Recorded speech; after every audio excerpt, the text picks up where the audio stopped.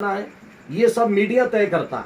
आप कहते हो कि आईएसआईएस में भेजा सीरिया और इराक में। आप मेरे सामने आईएसआईएस के ताल्लुक से दिल्ली में हमारा एक जलसा हुआ था ताल कटोरा स्टेडियम में। दिल्ली के अंदर ताल कटोरा स्टेडियम है, उसके अंदर एक जलसा हुआ था इस्लाम और आतंकवाद पर। वहां पे हमने खिताब में भी ये बात रखी थी कि आईएसआईएस ने कभी भी कोई हिंदू को मारा हो तो बता दो। आईएसआईएस ने जितनों को कत्ल किया सबके सब मुसलमान। तो क्या मुसलमान अपनी बेटियों को मुसलमानों को कत्ल करने के लिए भेजेंगे? इसलिए कहा गया कि आईएसआईएस ये मुसलमानों का संगठन नहीं था, यहूदी संगठन था जो इस्लाम को बदनाम करने के लिए इस्लामिक स्टेट के नाम पे इराक में खड़ा किया गया। बगदादी का आज तक कोई पता नहीं कहां गया हो, ओसामा बिन लादेन का आज तक कोई पता नहीं है। ये सारे जो प्लानिंग होती है ये यूरोप और अमेरिका ने तैयार की इस्लाम को बदनाम करने के लिए, और उसी का जो छोटा काम हो रहा है इंडिया के अंदर इस्लाम को बदनाम करने के लिए। तो मेरे भाइयों, हमें इन चीजों को नजरअंदाज करके इग्नोर की पॉलिसी अपनानी है। आपने देखा होगा कि पठान मूवी के ताल्लुक से अभी किसी भाई ने वीडियो डाला, मैसेज डाला था कि एक पठान मूवी में सिर्फ कलर गलत हो गया था तो पठान मूवी के खिलाफ आतंक बचा दिया गया। तो मेरे भाइयों, पठान मूवी में कुछ भी नहीं है। वो मूवी कई लोगों ने देखी है। शाहरुख खान की ताकत नहीं कि उसे हिट करवा ले, उसे हिट करवाने में इन्हीं विरोध करवाने वालों का ही हाथ है। अगर ये विरोध ना करते, भगवा भगवा ना चिल्लाते तो पिक्चर हिट नहीं होती। वो सदी की सबसे बड़ी पिक्चर बन गई। क्यों बन गई? कि इन्होंने विरोध किया भगवा का। अब क्या यही काम हम करना चाहते हैं, जो केरला स्टोरी को हम सुपर डुपर हिट करा दें? ये हमारे ऊपर।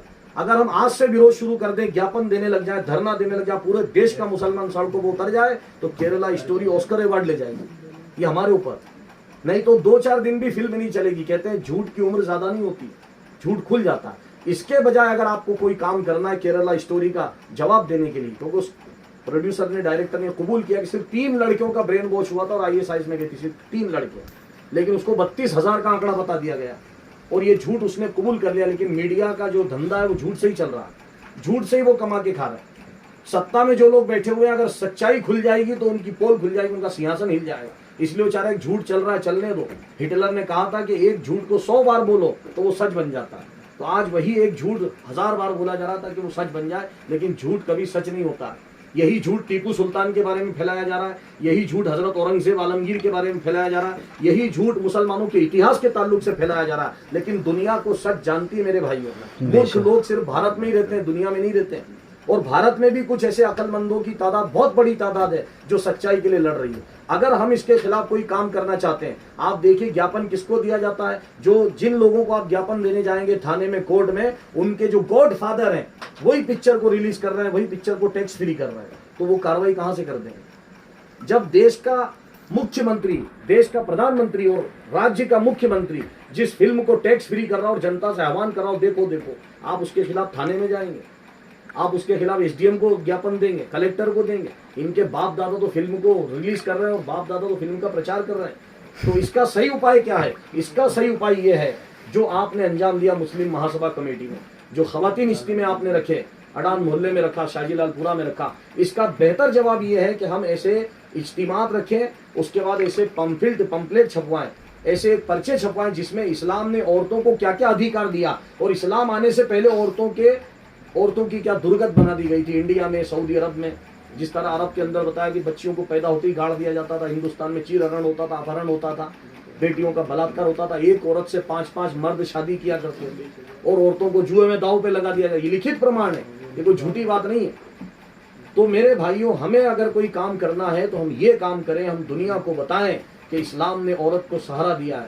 इस्लाम ने औरत को, आप लोगों ने टाइटल दिया था, बहुत अच्छा टाइटल था कि इस्लाम ने औरत को बेटी के तौर पर रहमत, बीवी के तौर पर नेमत, बहन के तौर पर बरकत और माँ के तौर पर जन्नत करार दिया है। ये मकाम कोई नहीं दे पाया दुनिया के अंदर। तो इसलिए सबसे बेहतर उपाय यही है कि हम इस चीज को ना करते हुए हम वो काम करें जो हमारा मजहब हमें कहता है। हम अपने नबी की तालीम को आम करें, हम अपनी बहन बेटियों तक इस्लाम और ईमान की अहमियत भी पहुंचाएं, उनको बताएं कि इस्लाम ने नकाब दे करके, इस्लाम ने पर्दे को दे करके औरतों को किस तरह इज्जत अता की है, औरतों को विरासत का हक दिया, औरतों को तालीम का हक दिया है, औरतों को एक विमेन एम्पावरमेंट का हक दिया है, औरतों का हक तस्लीम किया इस्लाम ने। ये चीज़ों को हम ज़्यादा से ज़्यादा इज्तिमाओं के जरिए, पंफिल्ट के जरिए, और अगर मौका आएगा तो जो अंतर्राष्ट्रीय महिला दिवस होता है 8 तारीख को, उसमें इंशाअल्लाह खवातीन को पूरे बड़नगर से जमा करके एक ऐसा कार्यक्रम रखा जाएगा जिसमें औरतों के, खवातीन के जो हुकूक इस्लाम ने दिए हैं उसके बारे में बताया जाएगा। इंशाअल्लाह परिचय सम्मेलन किया जाएगा कि इस्लाम ने औरत को क्या मकाम दिया, क्या इज्जत दी है और क्या सम्मान दिया। लिहाजा मेरी आपसे यही गुजारिश है कि इस चीज़ को नज़रअंदाज कर दें, वरना जिस तरह पठान हिट हो गई थी उनके चक्कर में, इस तरह हमारे चक्कर में ये फिल्म भी हिट हो जाएगी। और आप अगर इसे नज़रअंदाज करो, 2-4 दिन वो कश्मीर फाइल चली और भूल गए। थोड़े दिन बाद अगर बड़नगर में कहीं पर फिल्म दिखाई जा रही है तो वो फिल्म दिखाई जा रही है जिसको प्रधानमंत्री और मुख्यमंत्री क्लीन चिट दे रहा है कि दिखाई जा सकती है साहब। अब हम उसके खिलाफ हम धरना दें, आंदोलन करें तो उनका काम हो जाएगा। अभी फिल्म देखने कोई भी नहीं पहुंचा है, जो गिने चुने लोग और पता नहीं कहां से गांव